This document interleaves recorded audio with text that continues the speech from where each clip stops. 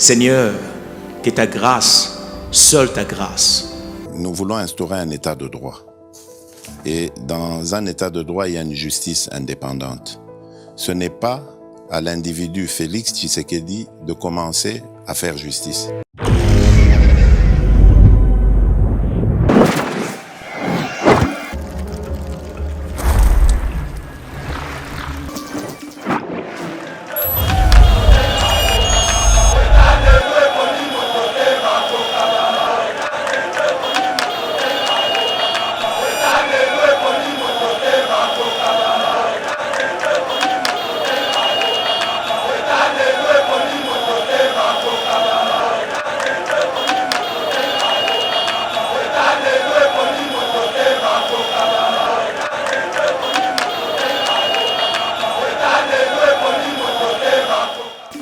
L'incohérent, l'infatigable perdant, Martin Fayoulou bâtit encore pour la 4e fois. Joli tir Fima à la 57e minute par les Sander Olise, les Nigériens.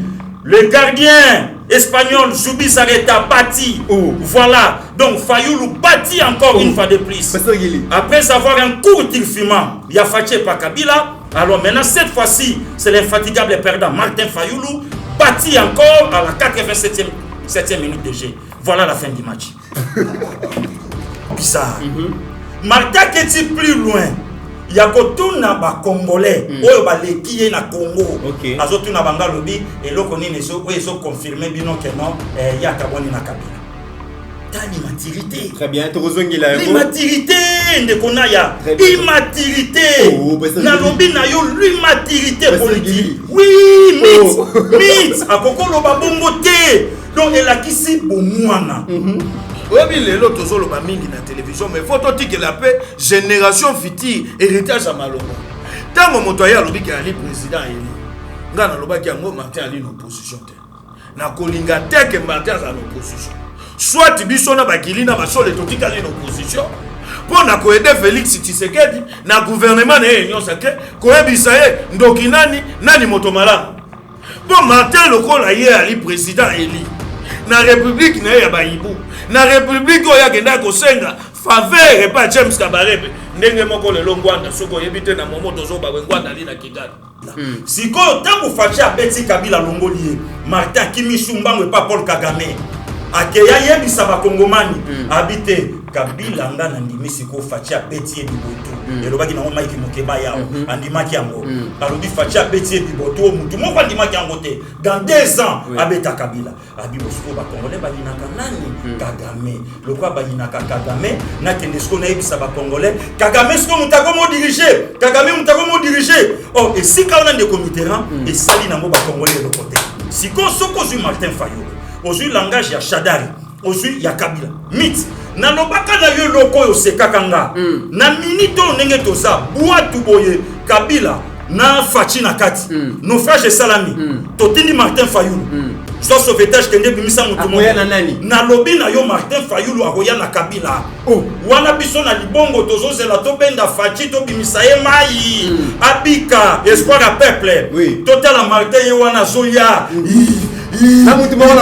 Wana shola sa kumbimba sa koti déjà la carte comme ça pas pousse na kana Fachi to benda vient na mbinga na ye total bazo bimisa so Kabila to kimi biso nyonso.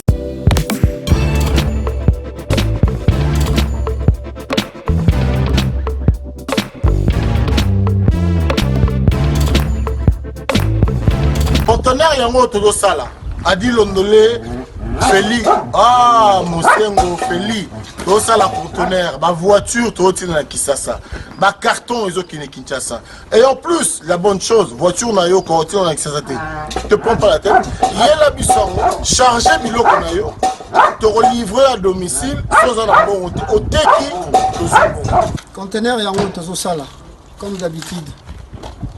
Ici 2020 comme en 2021, solo yango. Nous tous dans la place. Nous avons la place au charger conteneur, tous dans la place. Nous avons la vendre local. Oye, conteneur chargement 300 €. Le PC local au charger biloko na yo, biloko ki. Mais système toi na moi ça la biso pas si. Tu recharger conteneur bien. Et comme une pomme noire 15 jours. asali ba démarche nazur renseignement habité gouvernement entre Yangambu na Bisso bazali na accord na bango ba conteneur no RDC fait ça la 15 jours na Pont Noir et tant que Pont Noir matadi eza une journée to peut ça rapport na nani na libota papa za la robe moko mokonzi mboka luka solution masolo yango auto sala yango toujours tindika Feli Mosengo à suivre.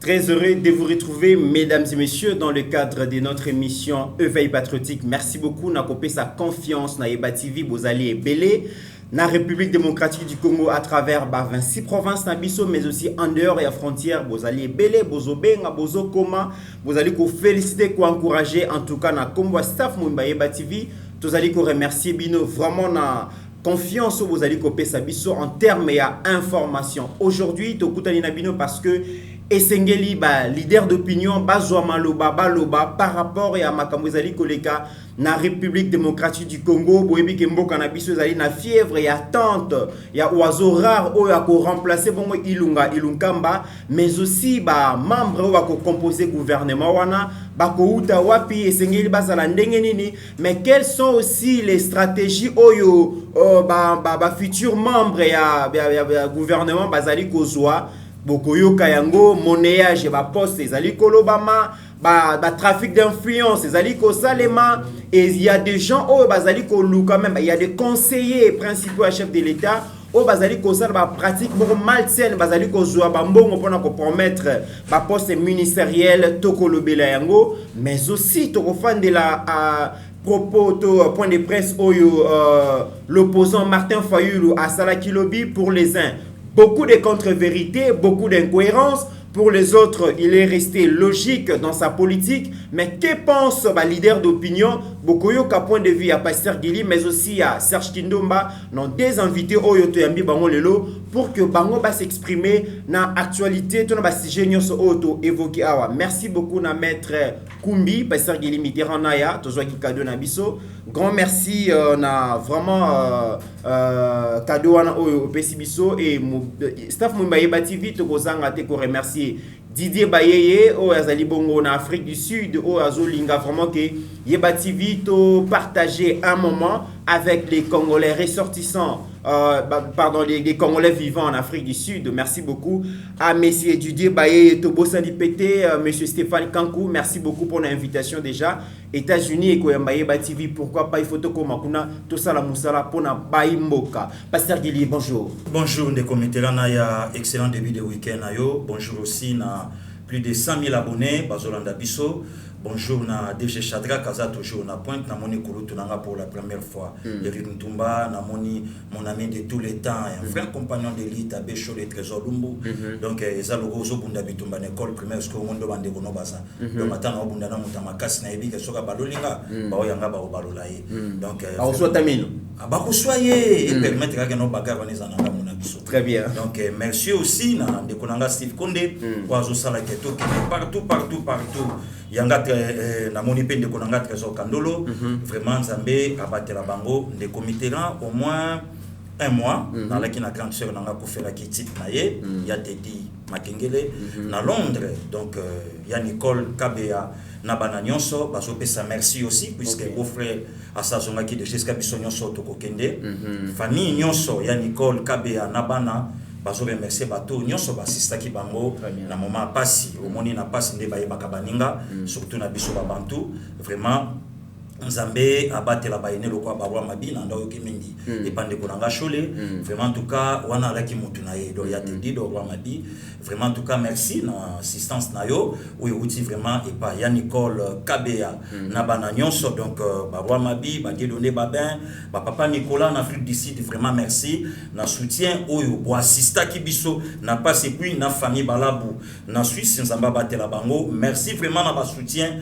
na bino na Koko Kayimbi Donc merci na musalo zo sala na communauté nyonso ya Londres. Vraiment en tout cas famille Kabea en particulier ya Nicole na bana nyonso ba remercier bino nzambe abatela bino pe na yebi ke totikali pe na mama on na condamné mambia on a yebi ke souci na bino to ba accompagner mama ti le 23 et siko ya ko zonge puis famille Kabea to ça toujours reconnaissant na bino na moment pas sûr il est que les biso au moins ko fait la grand frère ko fait la beau frère ko fait la maman vraiment quand nzambe assister bino ska bozali. Merci encore. Très bien, Pasteur Guili, leader d'opinion, chouchou à diaspora. Serge Kindomba, bonjour. Bonjour, Ndeko Mitterrand, mbote na bakongomani nyonso bazwili bakwa kolandanga nanzela lokaso pesinga ya Yeba TV et puis ezali esengo ya ko partager même plateau na Ndeko nanga Pasteur Guili na ningaka mingi. Staff technique Mobimba, Besole, tout le monde, maintenant ningi pena compati na bakongomani nyonso batiki biso na etumba otobundi ya koluka changement ya ko accompagner vision oyo mokonza mboka kilo ya peuple congolais Félix Tshisekedi oyo pembeni oya linzamba pesa elikabo ya mwasi donc pona bakongomani mama Denise Nyakero to benga ka ambulance o depuis akota na kati ya Kongo ya na vie na biso ya bakongolais lokolo secours malchance na biso ya ka kondima kunde bembo live lembe tala ndenge babomi bakongomani pendant 18 ans gestion na bango mwasi na mobali na ebisaki moto moko achaki tembe na lobi soki tozwi na dimension ki motema mabe vomi encore motema mabe ya Kabila ki mwasi na ye ali na motema mabe ya makasi na koyebiso miti ta muso yebite révélation moko tango Kabila kangaka Matungulu tango Matungulu bambie libanga na motuka boa ba mema Matungulu ba garde républicaine bakangaye bakenda na eti na GLM Kabila zolia moto akita na cave ya GLM pona kotuna Matungulu soki bakongomani baye bakayango te pona kotuna ye nini oyo tindio osale loko wano bamba libanga yakana no yemoko Kabila te akamwasi na olivle esengeli ete bakongomani baye bayango complicité ya motema likundu ya Kabila ye na mwasi na ye basangana ki contre bakongomani donc le loyo na crime non seulement ya Shebeya non seulement na crime ya Matungulu non seulement na crime ya Rosimu Kendina Thérèse Kapangala donc mwasi wana pas au mérité te lelo pe to ko funda na justice pona ya makila ya bakongomani nyonso yo mobali na ye atangisa ensemble na mwasi na yango moni bakongomani balakeli descendance nyonso ebima na libomoli vlembe mabe balobiso ka tietembe oya bima na libomoli vlembe élection na Congo transparent, crédible. Moi, na Olive Lembacha moto comme candidat député à Suka Kofote. Ou bien moto ali na ligne ya combat famille Kabila. Voilà. Acha moto na mboka o. Voilà. Élection transparent ba voter bata là-bas. Voilà, match bandi pour comprendre déjà que système de géo en tout cas ezaro yinda lelo immunité na biso et sengeli zalaka toujours wana po tozali ko bunda po na mboka Pasteur Guili na bandi na yo parce que lobby les présidents élus ndenge moko amibengaka Martin Fayulu à Salaki point de presse lobby, mais beaucoup de contre-vérités, beaucoup d'incohérences pour les uns. Bamusuba lobby a tiré les logiques na politique naie, mais toko meka kokende kozwa quelques phrases Martin Fayulu a prononcé comme meka ko analyser en ko la ba mboka et le koni to ko tirer na makanisi ya opposant ya République démocratique du Congo ba bengi Martin Fayulu. Pasteur Guili toko banana na likambo ya lobby. Aujourd'hui, Kagame Ndazali ko diriger République démocratique du Congo à travers président Félix parce que lobby Zalaki Kagame Mutazali ko diriger République démocratique du Congo à travers Joseph Kabila mais et ça li ba congolais pas si parce que c'est comme si Zali manque de respect pour tout un peuple. Comment un grand pays local la République démocratique du Congo, un grand leader local la Martin Fayulu devant ba médias nyonso alobake Biso toza dirigé par un petit pays comme le Rwanda. En tout cas, ça dit Batumingi Passi. Pasteur Guili, lecture dans les Zélini. Le comité na d'abord merci. Nangana ibisayo ke azali sous présent il était selon Yemoko. Yemoko lobi ke il est résistant. Oui. Yemoko mtalobi. Et ngelo ba ke Martin Fayulu akosaka biso. Encore une fois de plus plein de monde que zana sima o to landelaye na usurpation de qualité. O ya l'attaque tant que président il. Mais Yemoko a reconnaître que non aza sous présent il était comme résistant. Le lorsque tu es résistant en quoi? En qui? Na o fongolango. Ndana lingaki Martin Fayulu loba ke na combattant. Mon combattant et bimi na ba combattant ya idepes bato ba combattant pour ba bimi sa pouvoir o lelo ba sui Donc les lots ceux qui ne connaissent pas comme ministre casquette na ya combattant yotikalate les lots ceux qui ne connaissent kulutu nanga Eric Tumba azu e bonga malonga na mboka o casquette na ye kotikalate pour preuve et belé bango na présidence aussi ba David Mukeba ozolanda ke ba copinion so mabe zo sala makuna azate pona nini casquette a combattant UDPS mais CP oh fonction ya asime kuna ba te belé le na makala ITP makamba baso de mouton banzela à côté te pona nini makila ya UDPS donc UDPS c'est tout un état d'esprit Hollandi siko ba propos ya Martin Fayulu à répondre ba Kongomani na salaka nanga ya UDPS te na salaka te réponse na yemoko donc à longwe ko sala président Eli a commis résistant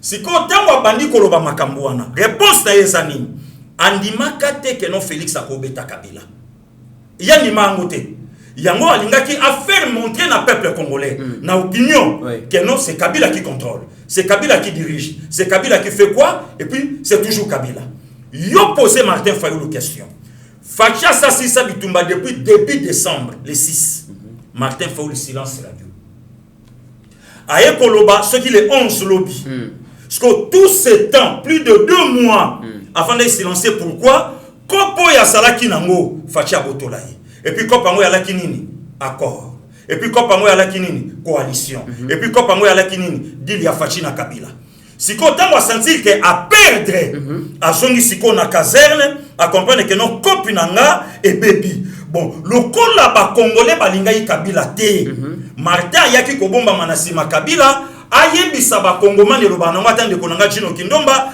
ayebisa ba kongomani botala muto bino bolingaki akomi mutakabila siko tangu Fachi abeti Kabila longolier Martin Kimisumbango pa Paul Kagame akeya yebisa ba kongomani habite Kabila ngana ndimi siko Fachi abeti bibotu elobaki na Mike Mukeba yao andimaki yango alobi Fachi abeti bibotu mutu moko andimaki yango te dans 2 ans abeta Kabila abibo siko ba kongolais ba yinaka nani Kagame lokwa ba yinaka Kagame na kende siko na yebisa ba congolais Kagame siko mutako mo diriger Kagame mutako mo diriger oh et si ka on a des comitérants et sali na mo ba congolais de côté oh ba congolais ba yebike masango yo kulutu Martin melaka na chambre 8 à chaque glaçon té à chaque glaçon et kitisa moi muke batener c'est dire c'est la chambre 8 pour mon na yo vient na ngai na salaka na ye na yebi ba bor ya melaka donc ya makasi ya ba 40%. Oh basangili na lobi na yo mutu nanga basangili na zo yebisa yo misa mu Kristo asambelaka masanga melaka mingi te basangili na lobi na yo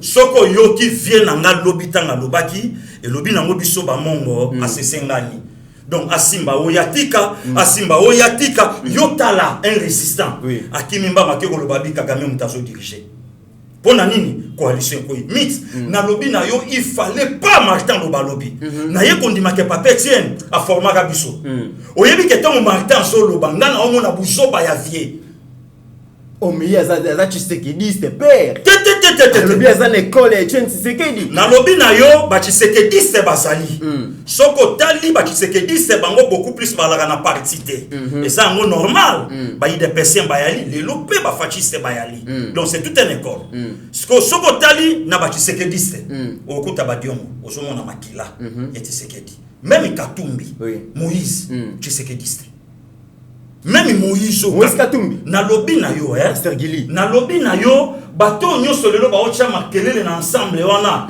ba yende idéal na bango Moïse mais ye moko Moïse Katumbi idéal na ye et c'est ce qui doit mulumba très bien aussi ba kulutu lokola ba Diomi Ndongala Tshisekedi OK Tshisekedi c'est qu'on a 4 états d'esprit ya Tshisekedi okuta bandiko lokwa ba Sholi okuta ba combattant lokwa Biriki okuta ba combattant le quoi ba son parce que bango basa ba Tshisekedi siko Tshisekedi c'est tout un esprit o ezalaka état d'esprit ya mona ki angouema ya décembre 2018 tango yaki ba tumusu so IDPS ba que c'est tout à fait normal IDPS ya lokola eyamba ba pekisi masanga mutu pa komela ne masanga problème té mais kozala Tshisekedi c'est eza lokola mutoyo ayebi nzambe donc azon di melanzambe pas par rapport ya ecclesia na ye mazon di melanzambe par rapport ya mibeko yango monaki un combattant de l'IDPS atala lobité ngana la Bruno Chibala très bien Ah, tengana landa sami badibanga. Ah, tengana landa boy. Oh, c'est tout un esprit. Oh, les lotas mukulutu Martin. A lobby makambo ya lobby. Na ye comprendre que des commits na ko sepeli sabatu lelo.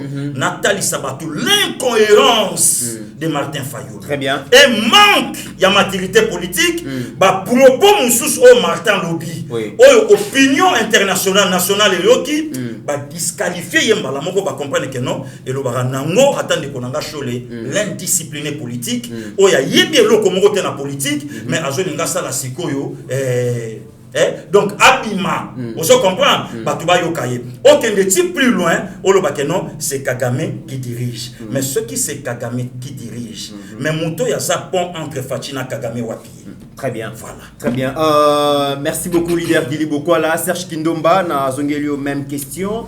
Paul Kagame a salaka déclaration moka lobby aujourd'hui relation entre Kinshasa na Kigali et Zaobofi, c'est parce qu'avec Joseph Kabila Mambrouillère et Kotaki Lelo Martin Fayulu lobby, ce n'est pas le président Félix qui dirige, mais c'est Kagame qui dirige au travers président Félix.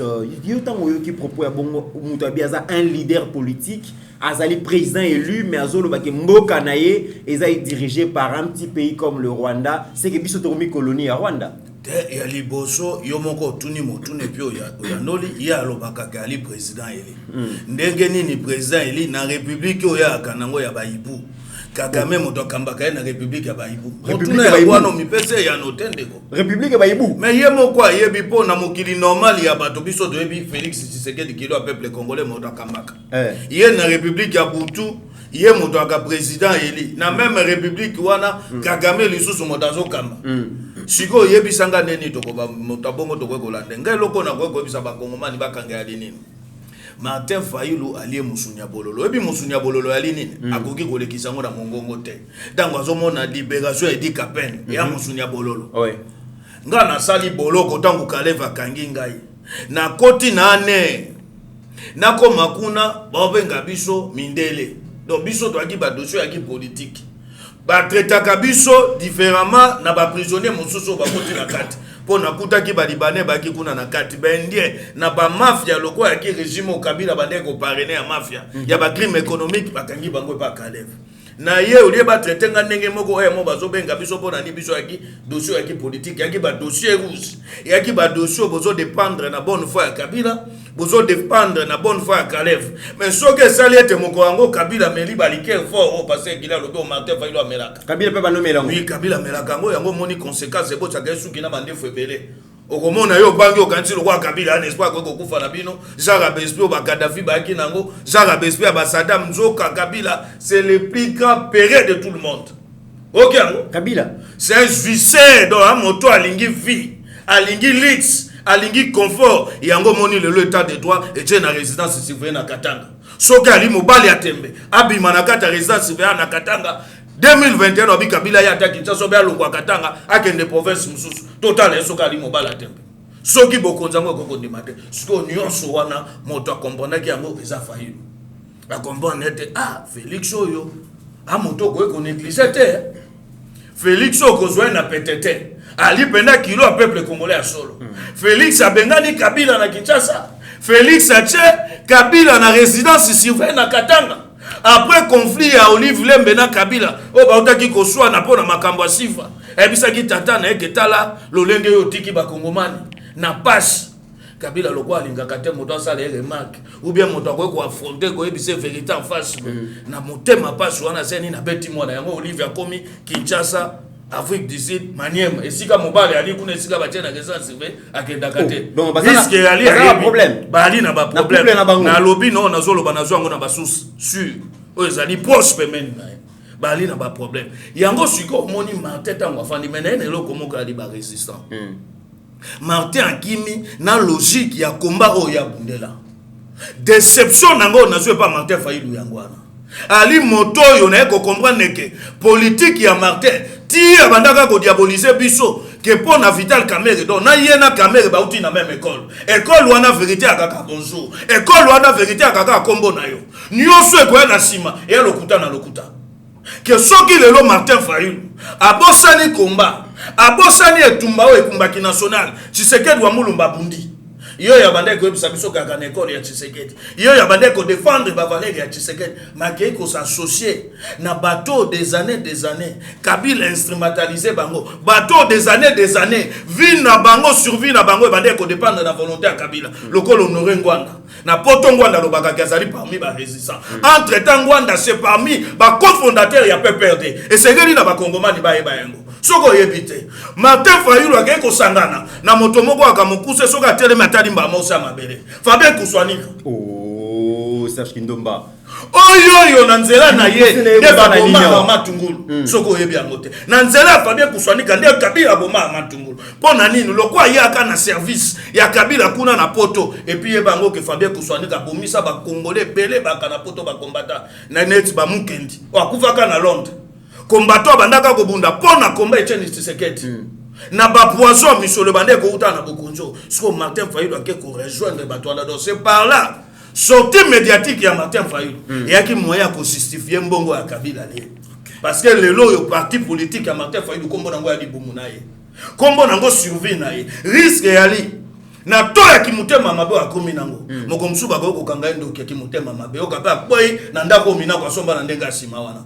bo moto ko za na dimension de kunanga moto ko za na dimension ya méchanceté te ou bien ya haine o ya lina yango tala d'abord na logique ya politique na ye lelo ndeko na ngata musuna ko koloba makambo mo bato musuba ebisaki nga balobi oyo polekisi tika Félix a continuer ka na alignement na ya motema malamu na bakango meli fa Félix Tshisekedi ali motoyo ali na bonne foi faiblesse na yango wana motema malamu ali nango lelo bolingo aza nango pona kozongisa unité ya Kongo ndeko soko ke na kati ya Martin bato ya social na bango ozui moto akamukusi wana Fabien Kuswanika ya lisu mote bande komsuba beta libakude bo bandeni azotanga ka mukusa moto beza ndenge nzamba keli moto parce que gili alimbinga kolekanga est-ce que ali mabe soki na reconnaître ngana yena na alimbinga ye ngana na te mukuse par rapport à ye ndenge mo beki mutu na Fabien Kuswanika ngana leke na molai par rapport ya ye ngai mukuse na ngai et ali un peu préféré talaka ye akende soupli le abala na ndenga kinzudi donc leki na yemo kwa mwasi popo abala ye mais moto wana tongo midi popo ko fanda kombo be ya Félix na monoko na ye moko azouaka na eloko ezali tribalisme mais soko ye pembeni ya président Félix c'est le Congo qui gagne soko ye pembeni ya Félix Tshisekedi de Kosanti gazo défendre ba valeur et puis Félix ali motoyo aponaka ekolo te aponaka attribute lelo na koyebiso baluba mingi bali sacrifier na bokonza Félix pona nini Félix azobisa bango vision na ngana combat na ngai ali Congo et ali Kasai te mokoka na kati ya bato wana bali kolobo Félix bo continuer ali pona kwa moko nde loko na koyebisa ba Kongomani esengeli to sangena to soutenir président Félix Tshisekedi ye ali mongala ngana ali muluba te mais nino esangisi biso pembe na Félix Tshisekedi kombo nango ali Congo bolingo ye ali nango pona mboka o changement na passion ya lala kana yango donc soko moni Martin omoni Kuswanika omoni Ngwanda bango nyonso wana na kati na bango ya limbongo ya Kabila na mission Kabila échoué ya koluka kokabola Congo lelo amoni ete difficulté na ye jamais Congo ko kabona pona nini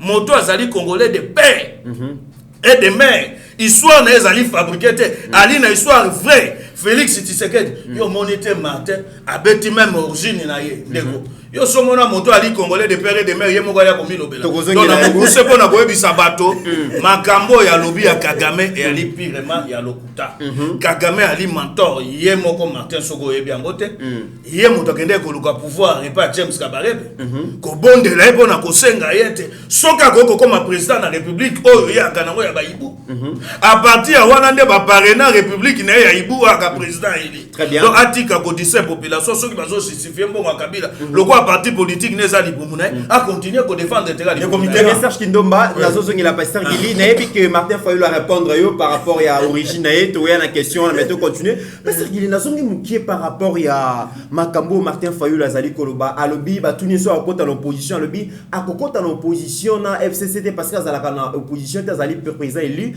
alobi les kambo ya résistance mais ce qui to zongi mukie pasteur Gili Joseph Kabila tango asangisi batunaye FCCT ndeko miteka yo soko lobi bakoloba ke yo répondre tant asangisi batunaye na FCC asengi bango ba résistance dans invité bon la résistance Chadari Mikolo alobi que non résistance mais tout le monde la résistance maloba langage ya PPRD langage na Fayulu, est-ce que on analyse on reconnaît les moines par ses habits. Ba moine ba yeba ba mona bilamba la bango akolata. Maloba oyo mafa lobi. Ezo bimisa liloba moko. Kulutu lisanga bonganga azo senga dialogue. André Alain Atundu asengi dialogue. Olandi Kabila afandisi batu na ngara asengi bango résistance officiellement. Olandi Shader asengi batu na résistance. Olandi Martin Fayulu lobi ngana sa résistant. Voilà maintenant la différence. Ndeko Mitterrand na fungo la parenthèse moko pona Emmanuel Ramazani Shadari. Nazo senga kulutu na ngai maître Koko Kayubi. Hein? Oui. Ba voka o ya République. Oui. Ba kotisa déjà plainte kaka ndenge bazo kangale kina bango. Bakotisa plainte directement contre Emmanuel Ramazani Shadari na acte ya vandalisme o ya sali na ndaku ya l'État, ndaku ya République. Bavoka ya République maître Koko azoyoka kulutu na ye basangana non leki pardon kulutu limbisa azoyoka leki na ye ndenga azoloba basangana bango nyonso bakotisa déjà plainte na bango contre Shadari. Lupanga lokota ki abongisi bobotoli yango alongoli biloko na yateki acte vandalisme o Emmanuel Ramazan asali maintenant asamba contre République o tomoni ndaku mais oyo ya détruire ya République avocat ya République basangana basala état de besoin comme ça yena bango basala liboso na ngaki na loba lisusu eloko yo ndeko Mitterrand na ya na lobi na yo soko tali même na Biblia pona sa mutu wana soko tali même na Biblia mon Kristo ya solo mosala nzambe ya solo moto ya malonga ami lobela kate jamais le loko mona Félix Atelema ayebisa batalobi bino boyebi tata nanga boyebi mama nanga atikala koloba yango ata mukolo mokote pourquoi la nature elle-même ne vous enseigne-t-elle pas? Alors, bah, y a moté. De commis, tu es que moté mamabe, c'est tout un virus. Kusonika, c'est tout un virus. Oh, n'est-ce pas ça? Kusonika, moté mamabe. Kosala kusonika na vie et zéro comme mamabe. Je vous rappelle que kusonika au passeur Gila Zolo, bah, il a moté mamabe. Voilà. Donc, moto moni na poto asala kanaye et loko mo côté. Azobi kana mbongo ya mangoya. Mangoya. Mangoya zanini susu. Mbongo ba pesa bato basala ka rien. Mais on a mangoya. C'est guitare monozongo wapi. Na zobe pa na bango kala ponga oh.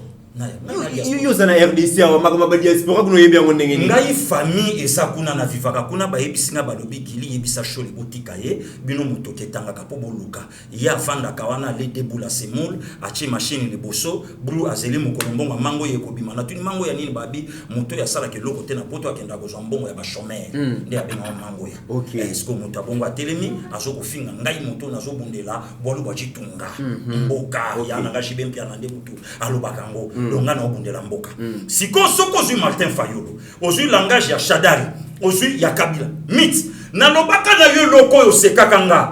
Na minito ndenge toza buatu boye Kabila na Fachi na kati. No frère Salami. Totindi Martin Fayulu. Zo sauvetage kende bimisa mutu mo. Na lobi na yo Martin Fayulu akoya na Kabila. Oh, wana biso na libongo tozozela to benda Fachi to bimisa ye mai. Abika espoir à peuple. Oui. Total la Martin ye wana zoya. Na mutu mo na Mkongo. Wana shola sa kumbimba tsa koti déjà la kati comme ça. Ba poussa na kana Fachi to benda vie na mbinga na ye. Total la bazo bimisa biso Kabila. To kimi biso nyonso. Donc na minute oyo Fayulu a koki ko préféré même liwa ya Fachi. Atiki Fachi na mai. Atiki ye na mai. Ayena Kabila. Peuple akimi. Akimi. Donc ya lokola mutafeshe ngubu. Otala ngubu yi. Yebisanga tokobika ndenge. Donc yango na ndeko Mitterrand. Donc lelo tango somona langage na bango eke ko tutana. Shadari, Kabila, Fayulu. André Alain Atundu, Ozuna Lisanga, Lelo Alain Atundu au senga dialogue. Mais puis non débat bozo diriger. Kabila force à Congo, Kabila kangi institution yoso. Siko dialogue yo Alain Atundu au senga pour pas dialoguer nanani tandis que Kabila ndé mutanoma. To suki wana tende Mitterrand. Kulutu Martin Fayulu a keiti plus loin à confirmer accord. A confirmer accord o ya za nango sirité mit na lo bana yo bato fo ba pesa ba jeune yo ya IDPS respect ba choli ba teyo ba son ba cordon JC ba général Neville Bering Tumba ba to fo ba pesa ba jeune on a respect ba yeko kanga minoko ya lokuta ya bato bimi na Martin Fayulu akoti na maloba balabala. Oh, accord, on a coûté même à ta prise égyptien Salaki. Est-ce que na poids politique à Martin Fayulu, na mouké ou à Yebaki, est-ce qu'à quoi le bango? aye bien côté donc ce monde que même Martin azwaka une fois libanda aye bien côté mais ngana oyebisa Martin nalandi même na mutu na yemo mbeko mbeko alobi eza kutu na corps wana ya mona yango na ba diplomate mais mbeko oswa yango te pourquoi pour publier bango moko bato Kabila basenga Kabila lokola trop c'est trop publier ka accord Kabila incapable ya kobimisa accord si le lot de là si le lot mais Martin yango moni lelo nga passé kili nazo confirmer bato nyoso balanda ka Martin Fayulu Martin Fayulu azalaka évangéliste ya Kabila pour déstabiliser Fachi donc même bato tout balanda ka e awa même attaque banda Dieu merci le long de Comitera bravo encore na bande konanga parti bazongisi bolingo na poto très bien mama tina pari ayebsinga bi passé kili bolingo ezongi mais na lobi Congo même bato balingaka Fachi te ba ya kem singo ba oyebisanga bolingo ezongi bato lelo ba comprendre que non te ezalaka boyete donc Kabila sakana na politique akutani siko na politique akutani siko na Fachi donc vieux Martin otuni motuna mo na suka na pona tikela ndeko na kindomba olobi que Martin répondre nga c'est bien bon alobi d'ailleurs abota mananjili azwa baptême na Sainte Thérèse après famille bakei na Kitambo la commune Kinshasa donc Kasavubu donc à répondre pasteur Gili qui a salaka congolais non ya komi suguna na Kitambo na ngebo kunaka tete amit c'est que vieux Martin soka kisasa mo baya vanda oui asoka kisa bon so bazaka ba locataire ba tete komi bazaka ba locataire ba kotambo mit na vanda kana banjilwa ba vie nanga ba lolo bana poto ba vie Palino Mandrako ba vie Tumba ba vie Kino ba vie Lor ba vie njilwa solo ba Jacques Sayala ba yebiete ba yebiete mais ya lobi za mona njili mit soki na tuni sikoyo njilwa moko abeta bale na Fayulu abima atabanda lelo azwa batisi mona Sainte Thérèse na lobi na yo mite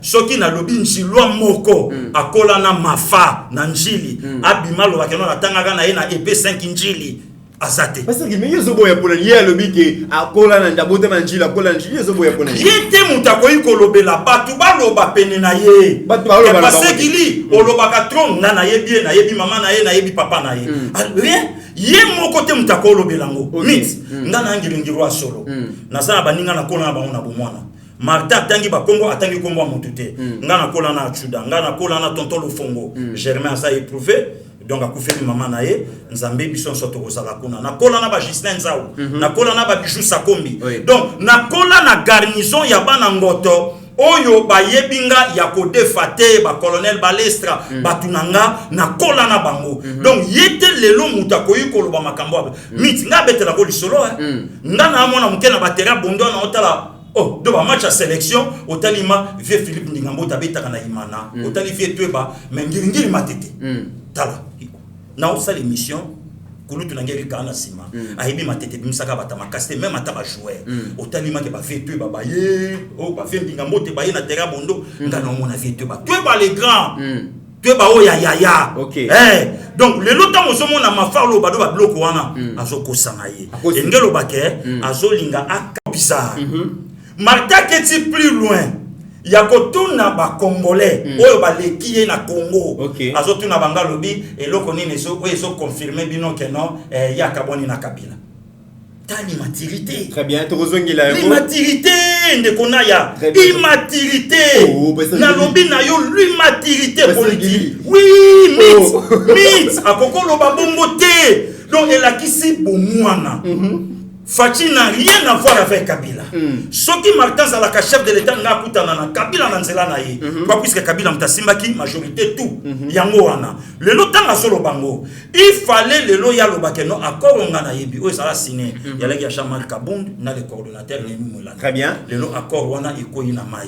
N'a rien à voir na makambo ya Zoloba. Le lo est-ce que akotu na docteur Maye les questions wana. Le lo akotu na batumutuna na pe va répondre. Donc osomona ke azolinga a faire montrer na ba Congomani après chèque na ye après bipotu o ya sui asangi le lelo ka loba sangi par argument otali l'incohérent l'infatigable perdant Martin Fayulu bâti encore pour la 4e fois joli tir fima à la 57e minute par les Sander au lycée les Nigériens le gardien espagnol Zoubi Sareta bâti voilà donc Fayulu bâti encore une fois de plus après avoir un court tirfiment il a fâché par Kabila Alors maintenant, cette fois-ci, c'est l'infatigable perdant Martin Fayoulou, bâti encore à la 87e minute de jeu. Voilà la fin du match.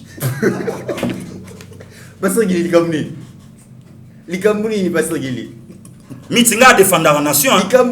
Mitinga ina défendre la nation. Mitinga na hypothéquer jeunesse nanga pour la Congo. Mitinga na défendre la nation. Parce que vous avez un problème particulier Martin Fayoulou. Oui. Oh, na wanga na te. Vous avez un problème là. Oui. Yemute au Kabola biso. Yemute au cha conflit. Yemute au cha tribu. Oyo totosa na mboka nanga tribu Luba. Lelo Martin Mutoye. Donc ayi ni sangwe pa ya batu. Oui, nana sepela na yete. Vous avez un problème là. Nazana bandeko na baluba. Mukonza mboka nanga muluba mais atiki tribu alobi moi c'est le Congo. Parce que Martin ye alinga na kisabatu keno yango moni nzamba telemisi sholi na bandundu. Alobi contredire. OK. Yango moni nzamba telemisi kilini Équateur. Abi contredire. Donc biso nyoso lisanga. Nesika kanda Martin Fayoulou pesanga ye moko ekolo ya ye eyebanate abomba mais ayawa pa panza biso. Eloko moko asala tende komit. Est-ce que lelo batu bayebi que Martin Fayoulou a joué ke molima? Na parlement oyo ye afingaka. Lelo tala bonyama ya kulutu Martin Fayoulou azoko senga makambo esalami na Birmanie et salama c'est grave tozongela yango c'est grave parce que il peut mamuke pour la moni au mataki déjà makasi ndeko Serge Kindomba lelo bat bazali komona ki République démocratique du Congo les choses changent les choses bougent makambo zo tambola mutandima kiteke Kabila bako botola ba levier à pouvoir wazala ki na ba ne ko empêcher mokoza sa musala mais Martin Fayoulou azali komona na miswana te Martin Fayoulou le binyonso bozali komona ezali ba haute stratégie entre Joseph Kabila na président Félix ba embrouiller bateau alobi patin kotika la patin placebo kotika la placebo marionnette kotika la marionnette ezali ka deuxième grossesse ya Kabila na ya couple Kabila na Félix nde tozali komona te yo soko ndimaka te ke Félix akosa makambo modèle wana biso do banda kondima poto aki moto toyebi etumba na ye toyebi sens ya engagement na ye na bolingo ali nango pona mboka oyo na souci ya vision oyo yaki incarné pa ye kumbaki national Tshisekedi wa mulumba ya le peuple d'abord yango moni ete aye na continuité eloko wana et puis akoluka eloko tobengi unité ya ba Kongomani mais bato bali ba perdant ndengo ndeko nanga kili alobi bato esi ba choix bato bali lisu na discours te o bakoy koloba na opinion o ezake na yemo kwa komi kolinga ndimisa bino alobi te nga na li congolais tata na ngabo ebinga su na ki Martin na ngana fanda lokwa na silence a Kabila obi ti lelo Kabila koka ko démentir ngote po ebike moto ya na Congo ya James Kabarebe moto ebi si ba notable Katanga alobi ke oyo pe ali mwana ya Mzee Laurent Désiré Kabila et puis lokwa Joseph yemo kwa ali conscient ebike na mboko na aka lokwa ndeki mboko ngana banda ko sa zongo inene na zamba mais mboko on ne peut singa nyonso peut singa même na wese à Kiv na komi ko fanda wana donc afanda na ekimia mais comment na Martin aye pour ngana lobaki yango yaki momate o yaki ke Fayoulou sanga sengela ka sa nini aloba et puis na ye na ebiso loko moko ndeko na ngai ya yebisaka biso lobika ali président eli obi lelo tozoloba mingi na télévision mais photo tike la paix génération future héritage à Malonga tango moto ya lobika ali président eli ngana lobaki yango Martin ali en opposition te na kolinga te ke Martin en opposition soit biso na bakili na basole totika ali en opposition pour na ko aider Félix Tshisekedi na gouvernement na union sacré ko ebisa ye ndoki nani moto malamu pour Martin lokola ye ali président eli na république na ya baibu na république oya genda ko senga faveur pa James Kabarebe ndenge moko lelo Ngwanda soko yebite na momo tozo ba Ngwanda ali na Kigali Ngwanda ali na Kigali soko yebite na lobi non na zu information na ba source sûre non mais bango bali tango yoki Martin yekoloba makamba bongo Martin na Ngwanda na Kabila bali na même discours o to benga lelo discours ya ba résistant Martin yaki moto ne tumbo ya bundi ya paso Kabila nyoko ni biso il fallait lo bana biso te je suis combattant jusqu'à la mort pour na koluka intérêt ba Kongomani mais soko moni moto alongoli kazaka ki combattant bina bwaki na komi na nga résistance ya moto ya Kabila c'est ce que les boumnou ali malamu donc ngiko na kisete combat ya Martin Fayoulou et ali li boumnou donc parti politique à Martin vision ya Martin et ali mbongo bazolia kana Kabila mais na yesu ko na motu na ndeko yali soni na pasi na mawa tango akoy koloba makamba bongo ngana yebaki na batonera obi fale boy bisete papa pemba na yo Tu as dit que yo tongo midi pourquoi okoma koluka même amandonda pour Félix asala kakere pour yo zweloko ko ekoloba mais Félix paie loko akana loboko nzambe na sima mokongone ezotindika kaka kende liboso asalere te asaka makambo ekosa ete ba kongomani ba continuer kosala confiance ndeko nanga etumbo to akina yango tongo midi pourquoi tozolela nani akobimisa biso na moumbu oto alina yango José Makila kufita ali na bomoi ayebisa biso sumanda gwaka abina biso bato bazozo bokonzina tango akabila koma ministre il faut abenga James Kabarebe na Rwanda ba commissaire ministre na bokonza Kabila ye moko pe abengi Rwanda Kabila commissaire ministre ndenge to nyoko makina zo ba senonga te seno José Makila boye o alingi ba preuve Makila ali ba sive ali boluka yango aloba ke non na bokonza Kabila moto akoma ka ministre à partir appel les autres Rwanda de la kisi ke mboka o yaki sous occupation ye moko pe komaki ministre ye moko pe na même régime ngo abengi Rwanda commissaire ministre na Congo ndeko nanga yaki facilité toti musika ya kozwa mboka o koboto lango non seulement na maboko ya Rwanda non seulement na pio au Rwanda chaki na kata Congo mais c'est Kabila mais Félix Tshisekedi a déboulonné le système wana occupation lelo asali kangi ngwanda monoko ko koloba lisusu te que les pays sous occupation akangi bato babengaka soi-disant ba résistance balobaka que non Rwanda ti lelo continue à diriger Congo lelo ekomi po mudasa la ministre na Congo et commissaire ya chef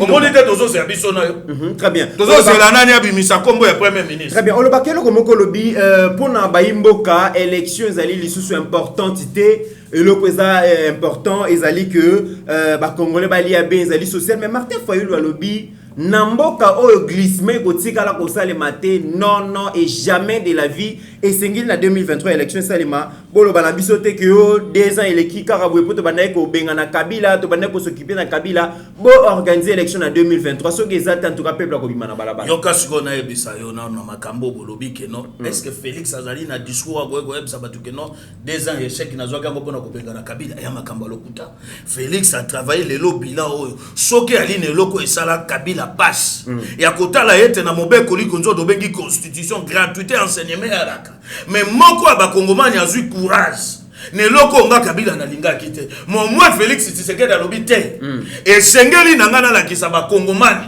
ndenge ye moko alobaki na Union africaine olibo continuer ko betela biso ba dirigeant maboko mais bo tia biso pression to travailler le quoi na occidentaux ndenge ba dirigeant masaka ni to social Félix Tshisekedi ya bundi po ne loko to bengi application ya nini ya gratuité combattu par les gens FCC balingi yango te babite moto akozwa gloire moto esengeli te botike loko wana gratuité simba pona nini bakongomani bakosala ni bakondima eke non a livre congolais Félix Tshisekedi aye uta Congo ya la Congo depuis 1960 banda kotanga histoire ya politique ya Congo moto akoko contredire ngate na bundi komba koleka bato ebele o bali lelo disanga bonga tikinga na opposition ake komba intérêt libumu nae Sami Badi banga kokinza te akei risalinette filmé pauvre politique Bruno Chibala akei to tizala ki ne tumbana bandeko ndeko na ngai depuis Congo za la Congo nanu to monate un directeur ya cabinet ya chef de l'État ou un ministre ou un mandataire que justice c'est nini ne c'est musana yango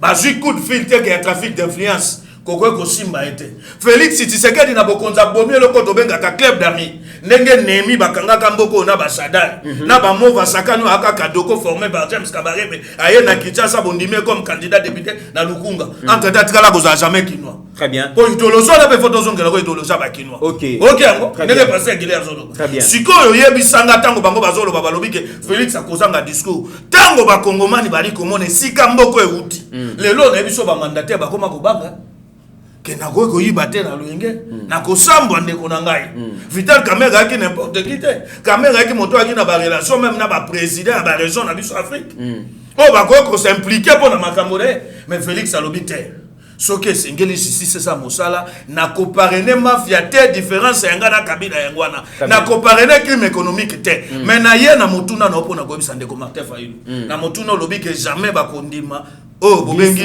glissement mais nga na lobi yango et puis j'assume pona koyebisa ba Congomani pona nga social ya li priorité koleka élection en 2023 soke sengi ke pona intérêt ya Congo social biso to bénéficier tant tozo ba social les ali est guerre wana soki lelo ba Congomani wana bazui paix soki mona nanga zotanga na gratuité azali bénéficiaire nango bana ba soda soki ya li priorité monsieur le président Félix Tshisekedi pona nga élection ko la priorité social wana ezali priorité na 2023 pour ba Congomani to sani to trouver peine est gratuité enseignement et puis colia nanzala na biso na lotini donc Martin Azoloba et nous c'est bon peuple ngo ya kobimisa ya la président ebi voilà na rozongela yo ya ça mapona minaye moko na ndenga butu to akosa ngo ndenge très bien na rozongela yo pasteur Gilio zalaki wa non.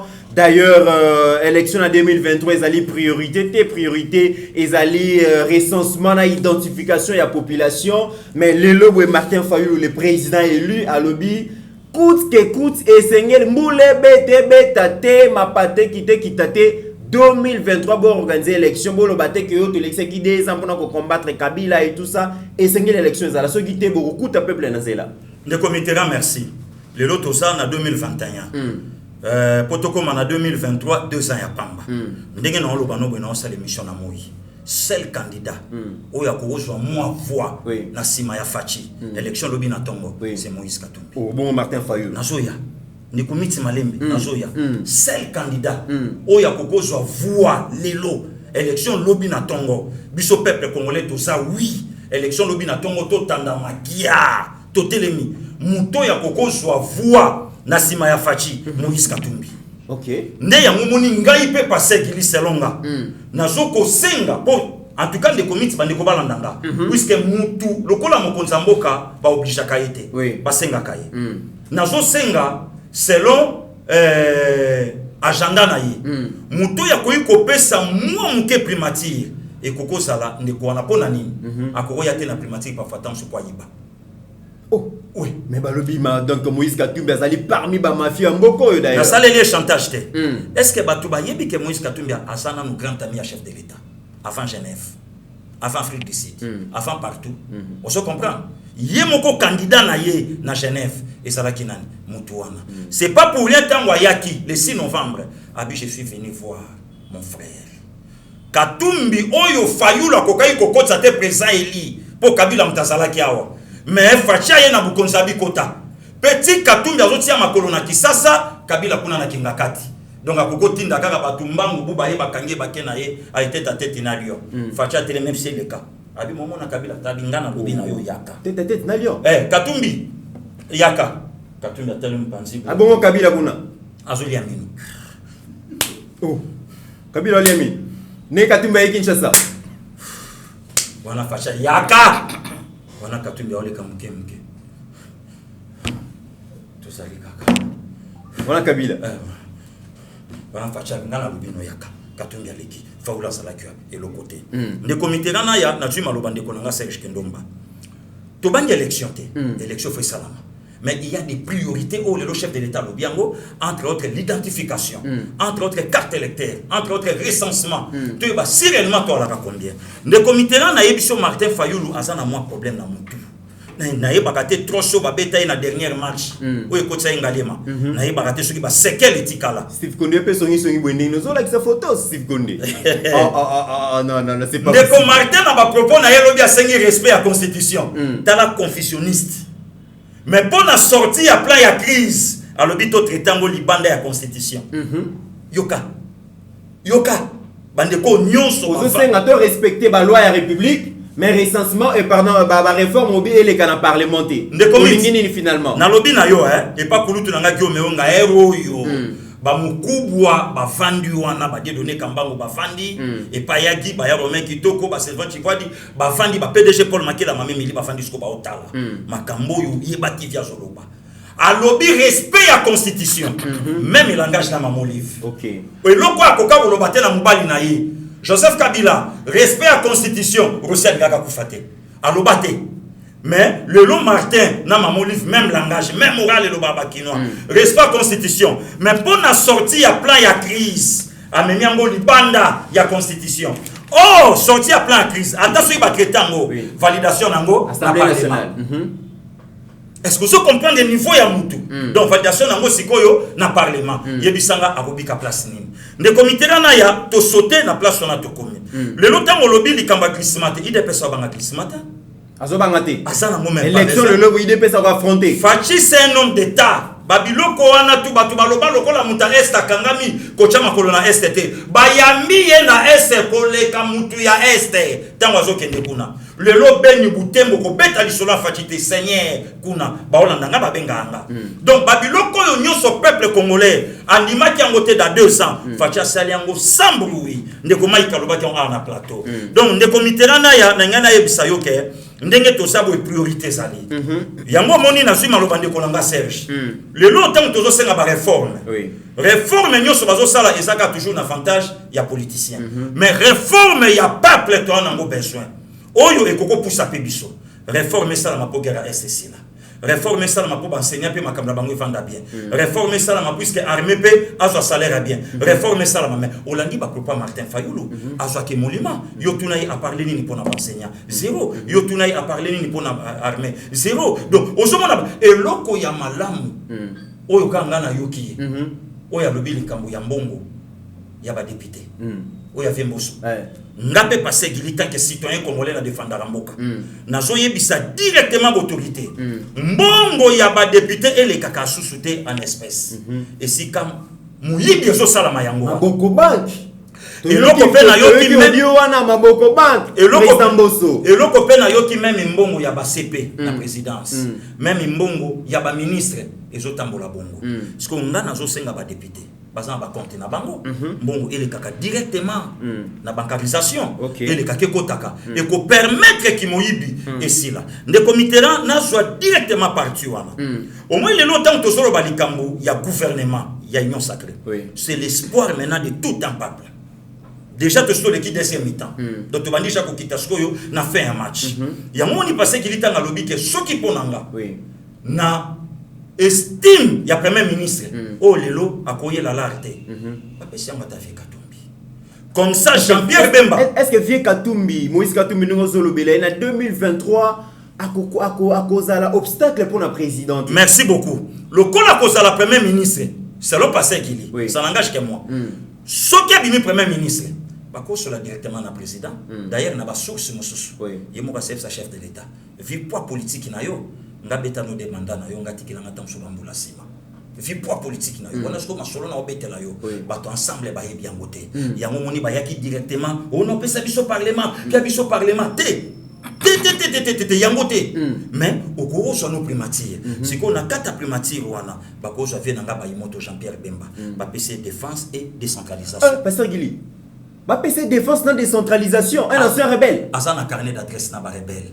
ah bon ayebi babilo kona ndenge salamaka azana carnet d'adresse na ba ex-phase ayebi babilo kona tola to la muki ba bloquer bisoté ala tapé tenue militaire c'est une façon à répondre ce qu'on a fonctionné ya misala o ya sala à répondre nango face à la nation congolaise de comité là keba politique ya lokwa bolingo mboko kendete mapate kitande konaya donc wewe mboko kendete mix mapate kita pasteur Gili naya mutabota kata musika mutabota musika ni bana petit natika bana na est ta unakendaka kuna wana vya na king viendeni bana petit natika bana na est na oluka kutu contact na bango na tika mère na bango kuna yeba kankelele abotate pasteur Gili mutabota kata bota musika mboko kendete mapate kita donc siko moni tamba ko pesa défense et décentralisation et jonge lokomo c'est une façon ya kocha defa fait accompli devant la nation batu lukwebo kotia wapi pasteur Gili ve baati lukwebo lokola arriva ka sena papa moko ya mayele ya bwanya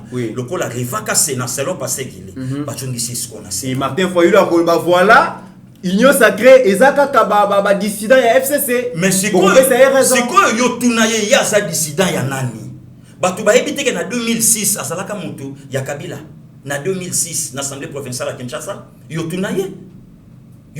tunaye tala kotanga lisolo Congo ya Martin Fayulu te et pas kolutu nanga da bomboli kotanga ete bayoka na raté na lobby via zaka na problème na yete même amona ye mutu moko nga na kosangana na yete ba désigner na Genève lobby via démissionner tala ya Adam Tamayele atiki lobby mutu wana nga na kosangana na yebi malam siko adjoint ya Jean-Pierre Bemba ça va passer qu'il est ba cause Sylvain Mutombo ba pesi Oh. Adjoint Jean-Pierre Bemba. Ah bon? Ouais.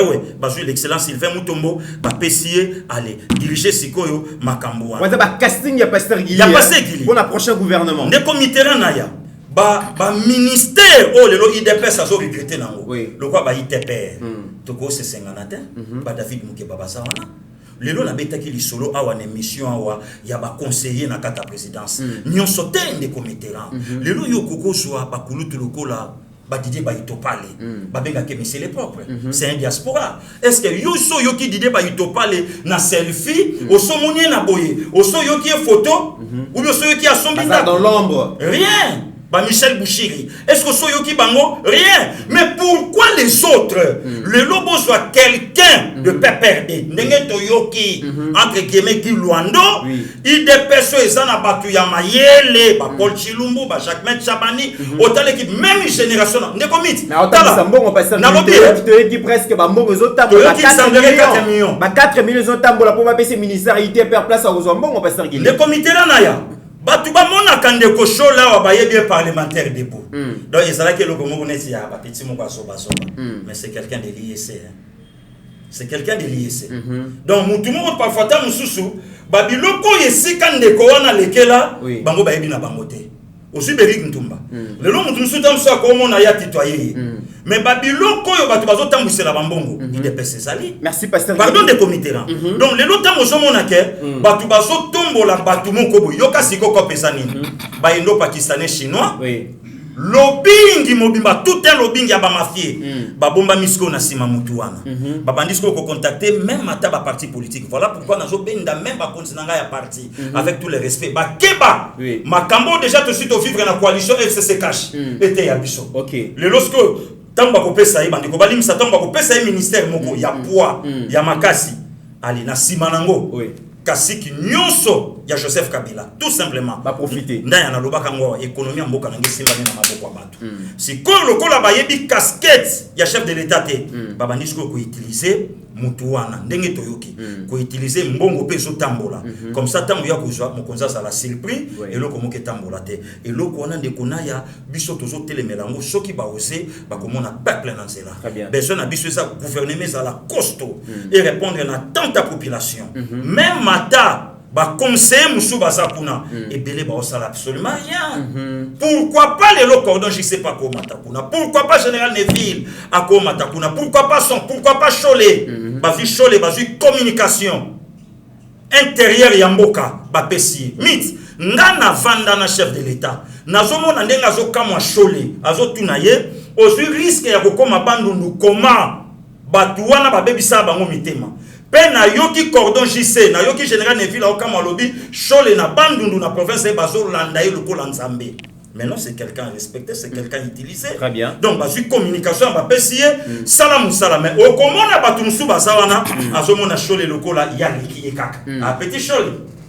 Et le côté. Atika la salle était na 10e. On a petit moko ba na rien. Oui. Soka na moins $100 les petit Cholet. Osa montono passer Gilibo ya moins 100 mokesa.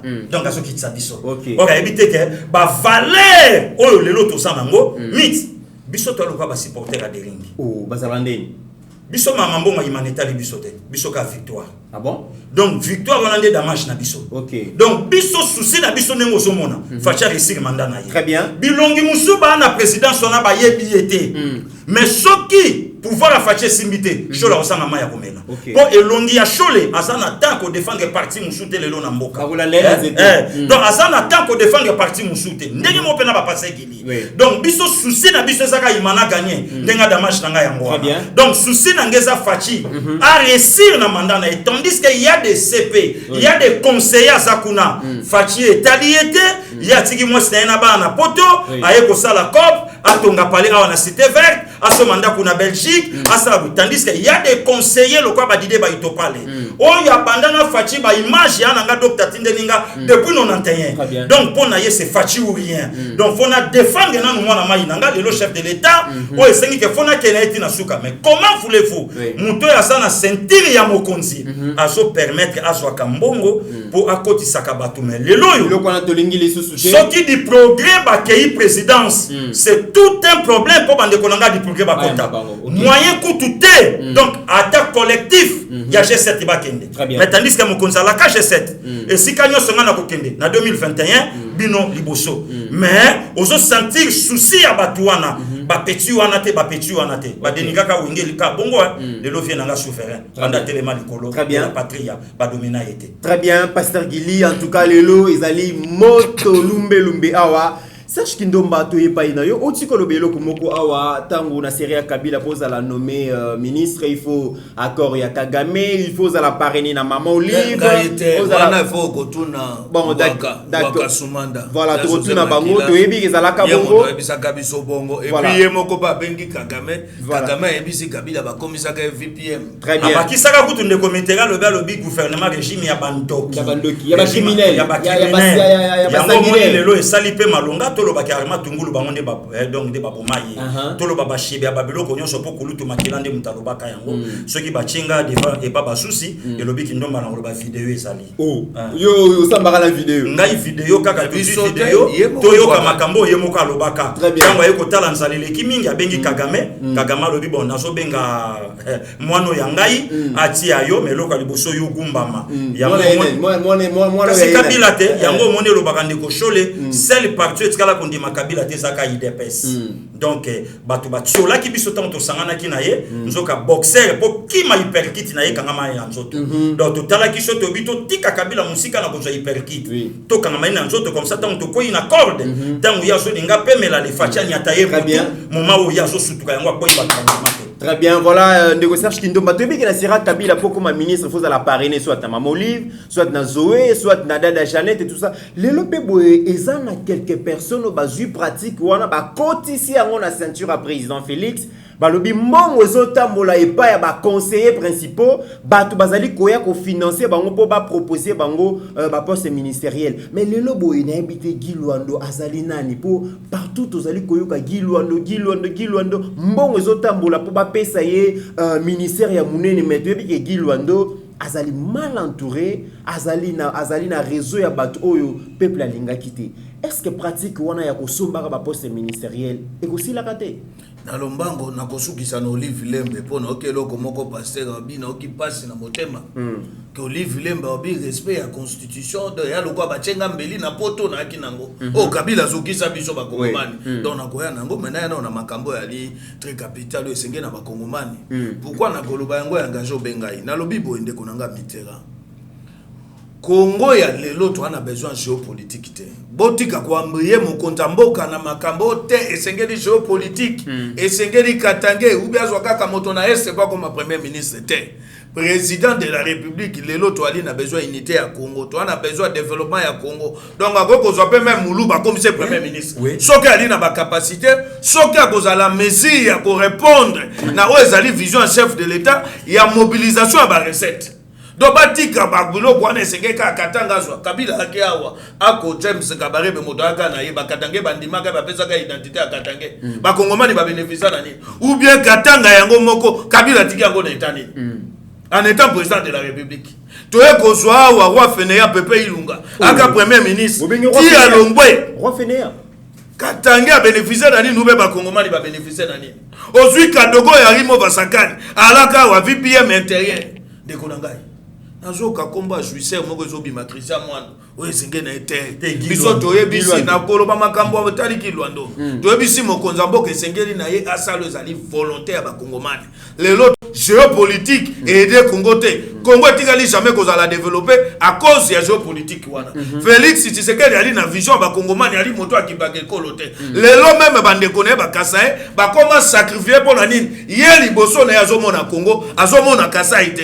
Kasai c'est le tribut au chef de l'état ali ko sacrifier soki na ali ko lo ba peuple bande ko ba Kasai ba mona kinga ba ki ko lele pa na ngai ko ebisanga que Félix ozo comprendre te bato ya motema ali kundu lokwa Fabien Kuswanika oyo ali ebudon na jalousie na ya lobaka keno Félix Tshisekedi ali tribalo nzoka nde moto wana benemi les ali biso bakase monsieur le président bakase ba benemi na ote tika makamba géopolitique zo la biso moto azo répondre na ba valeur oyo akozala na capacité ko réaliser recette na makambo tali Kilwando ndeko nanga Kilwando aka parmi ba kabiliste de zéro risque zéro risque Oh, ya soka risque te faut qu'on dit makaba Sole, qu'on dit makaba Pasteur Gili, bande konanga Fabrice, bali Tshisekedi avec risque, mais ba bénéfice à gâter.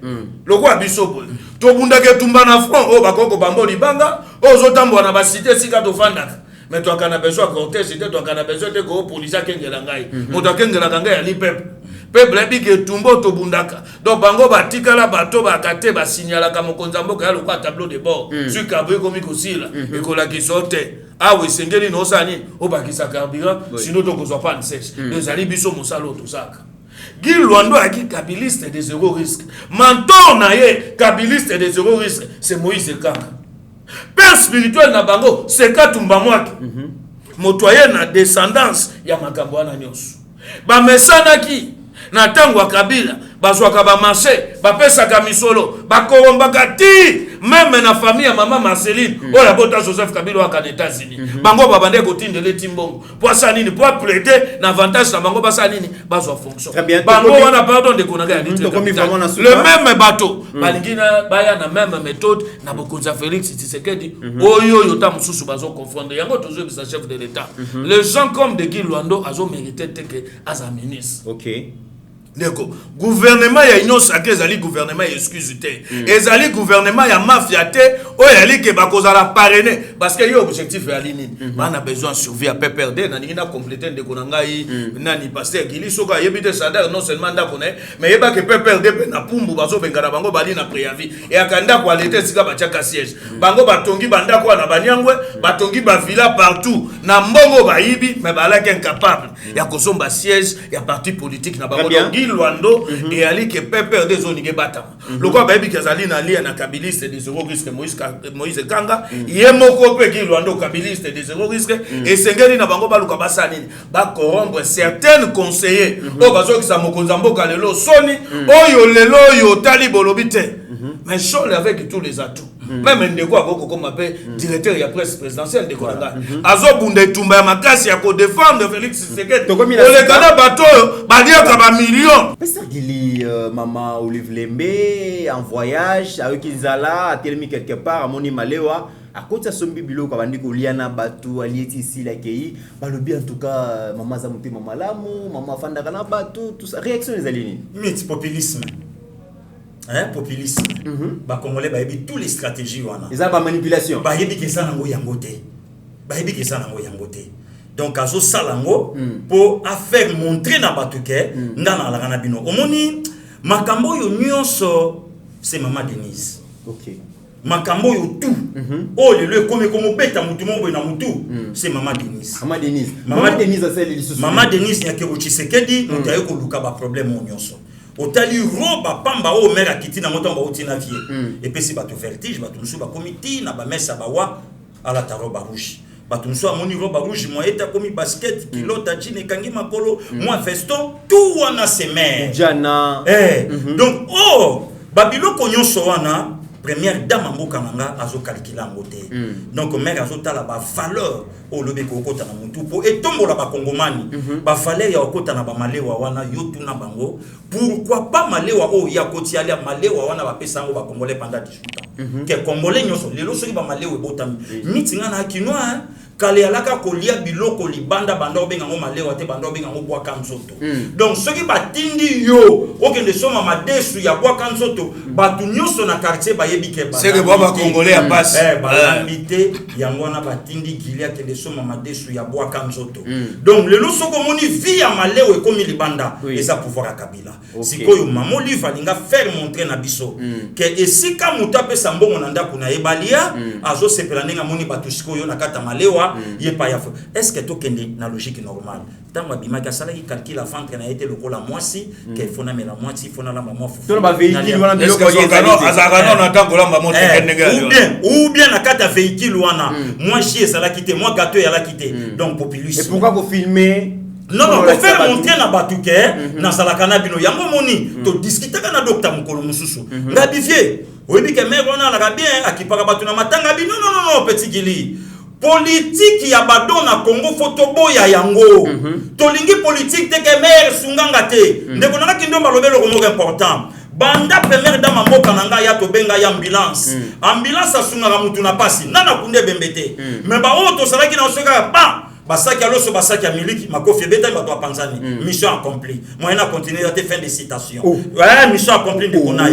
fin de citation fin de citation mission accomplie mais les lorsqu'on se mona ba biloko nyoso tango ye la première dame de mon pays Nyakero Denise Tshisekedi moi soyo azopesa ba célibataire elengi ya kobala moi so azopesa ba couple elengi ba sangana lisusu ndenge nini mutalinga mobali na ye ndenge nini mutavanda kana type ndenge nini baso yambana na misu ya bato donc ozoyo kaku ya ba congolais bazala na ngote apparemment to salaki na ngote à partir ya mutu na ya biso vana na couple présidentiel place ba solo la to monataire à part maréchal Mobutu azo matabwa simbi mama Bobi na yaki na mama mona bino pe bomona mama mabeto malamu we musa yawa l'éternel vieux tout mon amour l'éternel célibataire vieux tout mon amour on va danseuse musée on se comprend mais si ko yo tamu Joseph Kabila ye général on dirait moi ça na mutala moi sina été kara mythe mais ça général na lobby na yo wana ko ça problème na bosana ngende ko nanga Serge Alobaki yango constitution mboka nanga yi et personne zela te na militaire à diriger constitution mboka nanga voilà encore infraction de l'on a soyebisa ba vocat ya république pardon ce qui limite un problème na lobby nzombo tike kota bimisa na lobby na yo yango moni na zo senga même ba vocat ya république baye baketo salaka escroqué dirigé pendant 18 ans na un militaire donc c'est que le lopeto koko soit problème il y a est to lati sango na mutu il y a un militaire qui a dirigé kibiso makoka ki jamais aussi ça problème à est donc le président militaire a expliqué biso le mort il y a colonel Mamadou a expliqué son mort il y a général Mbunza a expliqué son mort il y a général Baouma a expliqué son mort il y a bateau nyoso banya basi sa guerre à est alors un certain Tamba aya ko lobake non le collaboration pouvoir tout le monde a guerre à SSI là. Encore une fois de plus,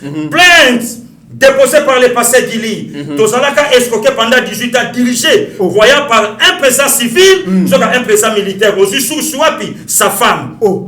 Fin de citation, dans 6 émissions. C'est pas possible. Voilà. Mesdames et messieurs, tu commis la souka, vraiment tu bouqué complètement émission.